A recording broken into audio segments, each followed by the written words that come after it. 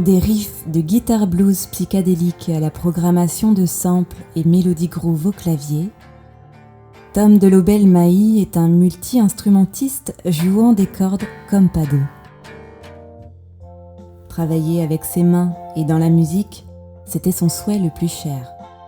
Après une formation de 4 ans à l'Institut technologique européen des métiers de la musique au Mans et différentes expériences en atelier de réparation ou encore à la Philharmonie de Paris, il lance son entreprise à Vélizy comme réparateur, accordeur de piano.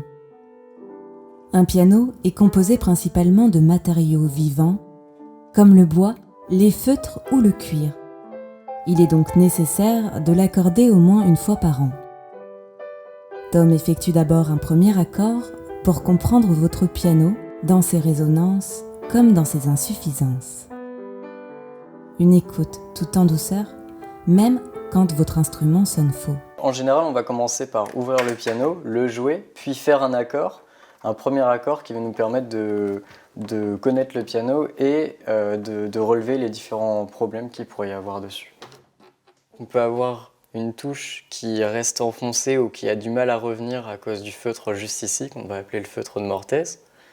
Ou alors une touche, un marteau qui revient mal et à cause du bâton d'échappement qui serait mal réglé. Donc là, on peut voir le niveau de clavier. Donc le niveau de clavier, c'est littéralement la hauteur des touches. Là, c'est comme ça que ça devrait être théoriquement, si c'était bien réglé.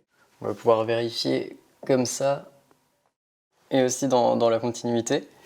Et pour régler un niveau de clavier, on va pouvoir soulever une touche, aller chercher les mouches, ça s'appelle des mouches qui sont juste en dessous, et retirer ou rajouter des mouches en fonction de si la note est trop haute ou trop basse, et les replacer.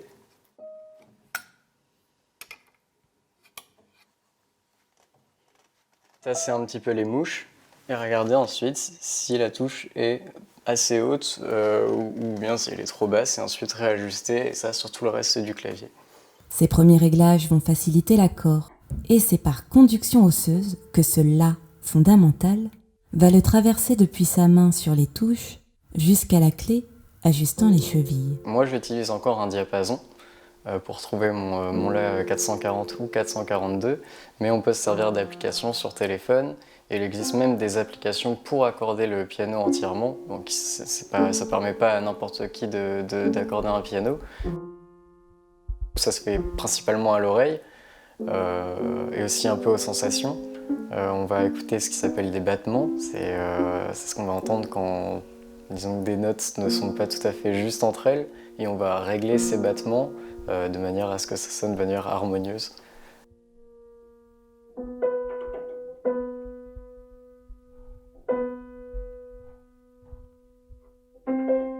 Ensuite, on va pouvoir récupérer notre La à l'octave, puis de cela faire notre partition qui se situe donc de ce Fa à ce Fa-là.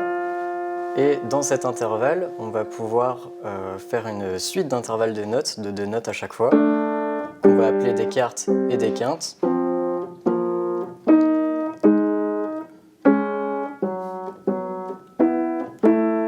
Et une fois qu'on a fait donc, ce qu'on appelle la partition, qui est la première étape, on va pouvoir l'étirer sur le reste du piano avec ce qu'on appelle des octaves.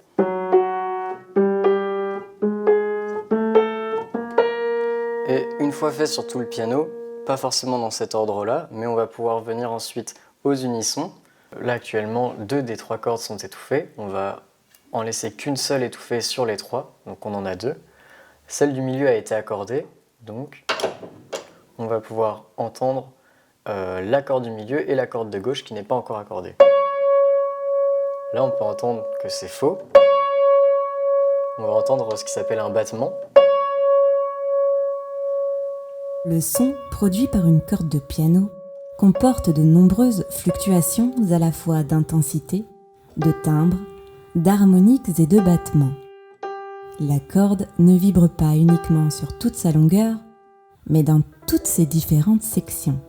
Tom entend en réalité bien plus de notes que celles-ci, et on les appelle les harmoniques.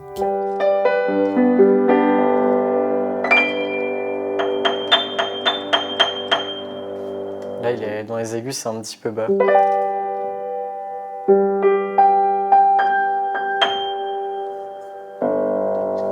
Là, c'est un peu frustrant. Genre, on aimerait que ce soit un peu plus aigu. Mais bon, c'est pas grave, je vais pas trop jouer. Trouver l'accord repose en fin de compte sur la stabilité harmonique de l'ensemble. C'est trouver la tension juste des 230 cordes, la bonne hauteur des notes, mais aussi composer avec les micro-dissonances et fragilités de votre piano.